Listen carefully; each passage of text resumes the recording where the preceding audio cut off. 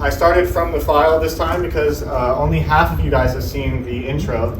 So I'll start from here. We have a little intro that plays, I believe it's right after the Made with Unity screen. It's got music, it's got its own little graphic and animation. And then we go to our main screen. We put the music on the main screen now. We have actually gotten rid of the options menu since we figured it would just be better to have it so that there was a volume slider in the top, since that was pretty much the only thing that you would really need to use in the options menu. On top of that, we now have a dialogue that will kind of tell you the story of the game. And in case you forgot, our game takes place in a story itself. So it's a retelling of a story that already happened. So when I press play, we'll get to this dialogue scene. So he says, "You kids know that the humans can't see us Reapers, right? What if I told you that there were those that could? They wore goggles made from the DNA of the man that led them. A man born with the ability to sense death. A man who evaded the inevitable again and again. A man who took out every Reaper before me." Who was it, Grandpa?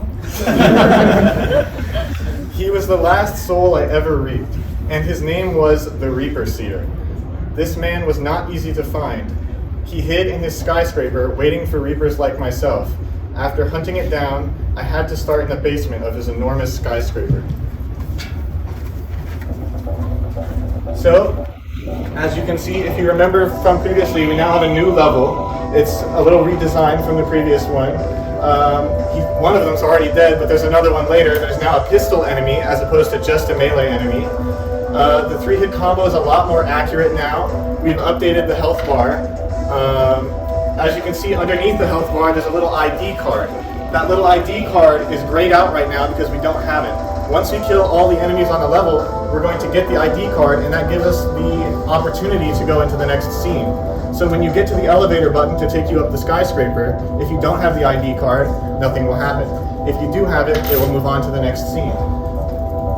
I'm not sure if people have seen the dash, if you weren't here for our previous duel. And now when Daniel presses E, we go into the boss fight. Now this boss fight is with the scientist that created all of the goggles and glasses that the enemies are all wearing that lets them see the Reaper. He pulls flasks out of his pocket and then he'll throw them at you at an arc. And this boss fight is taking place on an elevator. So while we're fighting this, if you look on the left, you can see the building kind of moving up and the gears dragging the elevator up, and in the background, this elevator is on the outside of the building. So that's the city in the background, and now that he's at half health, he pulled out his button and now he's in stage 2. In stage 2, he starts using gas on the level, and that gas will damage you on an interval if you stand in it, so Daniel went up onto the platform to try and avoid it. While he's on that platform though, he's still getting flasks thrown at him, so he has to kind of avoid those, and he doesn't really get a chance to fight back.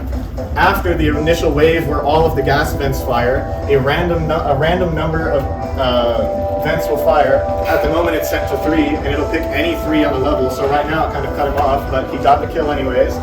And then the death animation plays, you get your "you win" screen, which is back from the pre-duel, but wasn't there back in the duel. And that's about the end of our demo.